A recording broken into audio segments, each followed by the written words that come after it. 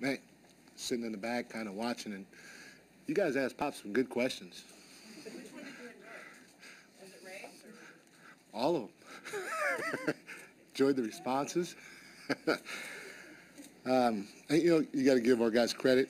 I thought in game one, Steve did too. We didn't come out with a sense of urgency, and so that was one of the messages that he gave to our team right from Jump Street. He said, we got to come out from the beginning with a sense of urgency. We can't ease into the game, and you give all of our guys credit. They did not do that. They came out with a sense of urgency from the beginning, and they played that way for 48 minutes. The entire roster contributed. Obviously, Pat McCaw came off the bench and had a great performance on both ends of the floor. They put a big on them, and we've seen him shoot in practice. We've seen him shoot during the regular season, and the big sloughed off him, looked to help a lot. Ball got swung to him, and he knocked down shots. He was terrific. Clay, again, one of our keys going into this series was you're not going to stop a guy like Patty, especially in their offense, the way he moves and all that, but you just want him to try to take as tough shots as you can, and I give Clay a lot of credit. Patty Mills is tough to chase around, and Clay is trying to chase him and getting help from his teammates, but that's work. It takes a lot out of you, so give Clay a lot of credit. Our bench was fantastic. The bench had 63 points, and then again our guys shared the basketball. We had 39 assists on 50 shots, which is phenomenal. The one thing we have to keep trying to clean up, and it was another point of emphasis coming into the series, is rebounding the basketball. They had 23 offensive rebounds tonight, and some of it was a product of there were a lot of missed shots, but we can do a better job of cleaning that up going forward. So we know Game 3 is going to be tough. Mike Jabari, Young San Antonio Express News. If you heard Coach, he said that his team didn't have any belief, especially after Kawhi, but seeing that team down without Kawhi, without Tony, in your eyes, was it a fair fight tonight? Was it what? A fair fight. A fair fight? It's a good team. They went on the road and they beat Houston in a Game 6 where they didn't have Kawhi. And, obviously it's extremely well coached, and they're well prepared, and they're a very good basketball team. So for us, this was a good win. Mike, back here, Ron Krejcik from the Chronicle. You mentioned Patrick McCaw. What convinced you guys to give him Iguodala's minutes right there in the first quarter? And how hard is that for a guy who played barely at all in the previous series to come out and get that many minutes and be that productive? Well, we've been doing it all year. KD went down in the Portland series. I can't remember how much Pat was playing, but we threw him in the starting lineup, and he was productive for us then. But that's happened from time to time with guys. Again, I go back, I give Steve Kerr credit. He's played, 27 guys throughout the course of the year. I don't know how he does it. He does it every game, and that has shown benefits for us, especially as of late. Guys are, not only do they believe in themselves, but their teammates believe in them. The coaching staff believes in them. And it's like clockwork when we try to plug a guy in here or a guy there. And that was Steve's suggestion. Steve suggested that we put Patty in Andre's place, and it made sense, especially with Kawhi not playing tonight, and he stepped up and had a big game for us. Mike, to your right. Would you say that the Spurs did you a favor, by knocking you in the mouth early in Game 1? Because it seems like since then your team, intensity-wise, has picked up a lot. Well, obviously San Antonio came out great in Game 1, and we felt like we didn't come out with a sense of urgency. We felt like we tried to ease into the game, and you can't ease into the game against that team. They're too good. And, getting hit like that, yeah, it shook us a little bit, and we feel fortunate, blessed, lucky, however you want to call it, to be able to come back and get the win. But hopefully because of that, it'll keep us more focused going forward. Mike, Tim Kawakami, Mercury News. You're up big early, or up bigger at halftime, up bigger throughout. Does just the significance of a blowout mean anything to you? I mean, we're going to look at this and say, wow, this series might be over. Does that something you have to argue against? What does the blowout mean to you?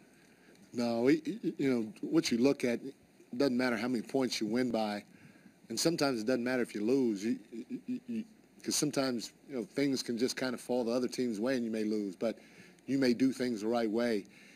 And so more than anything, yes, we want the win more than anything else, but how you play too, because we want to keep developing good habits going forward. And so the score really doesn't matter. It's how we got to the score. How did we play defensively? How did we play offensively? Did we do the things that we emphasized going into the series? Who played well for us on this part of the roster? Which combinations worked good for us? And those are the things we look at. And obviously, if you can win by X amount of points, that's great, because now, a guy like Damian Jones plays 6.5 minutes in a playoff game. Mac played 11 minutes in a playoff game. So it's good for us all in that regard. Rachel Nichols from ESPN. Mike, since you were listening to Pop's press conference, you heard listen to everything. You heard him say his team didn't have belief from the beginning of the game.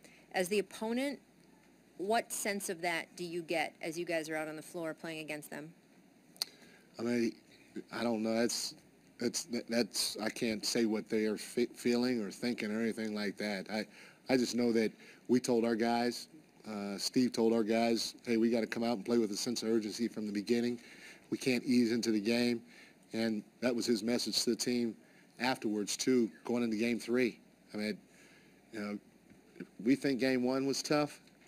Whew, down in San Antonio, it's going to be more than a dogfight. And there's no easing into any game down there, because they're already a dangerous team, especially being down 0-2 and getting Kawhi back. They know that they need to get that one. So Game 3 is going to be tough for us. Much more important question, was this revenge for the bus? Was this revenge for the bus? Not quite. I'm still a little hurt.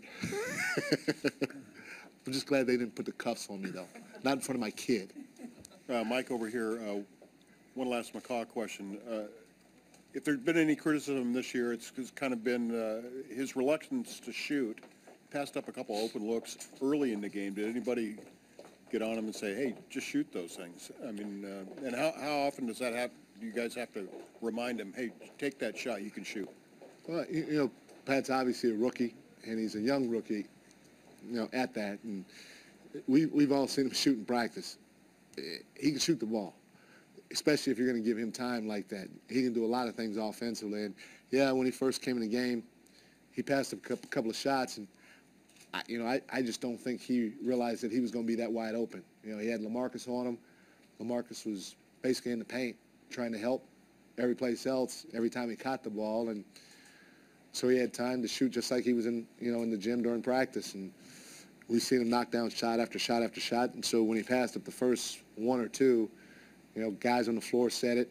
All the coaches yelled at him to take that shot, and give him credit. He stepped up and knocked him down. Anthony Slater, Mercury News. You've coached some of the biggest names of this era, really. How much are you enjoying the Steph Curry experience from a head coaching standpoint? Just being a part of this organization is fun. I've said it many times, and I've been fortunate, blessed, lucky to be around a lot of great players and teams in this league. But when you look at the roster that we have here, I don't know if there's any other team that I've been with that has this type of roster. But so having said that, it's fun, it's exciting, and I just feel fortunate to be a part.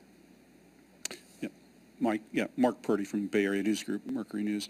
Nobody wants to get too far ahead of themselves, but I think we can surmise that the Boston and Cleveland teams are watching this game. What would you like them to be thinking as they watch this game and watch this tonight, what you guys did? I don't know. I have no answer for that. I'm not trying to forecast what I think Boston nor Cleveland should be thinking about. Would you like them to be impressed with this? The reality, I don't care if they're impressed or not. We got a tough team in front of us come Game 3. That's a tough environment. We got to make sure we get our guys ready to play down there. And if we don't, we can end up losing the game. So that's all I'm focused on really right now. Last one for Connor. Mike Connor Letourneau, San Francisco Chronicle.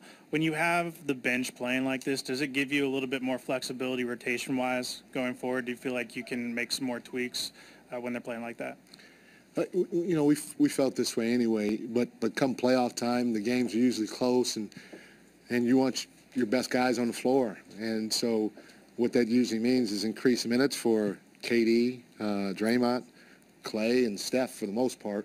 And then, you know, guys basically from there have to be ready to play. Like Zaza, he played extended minutes in the last game.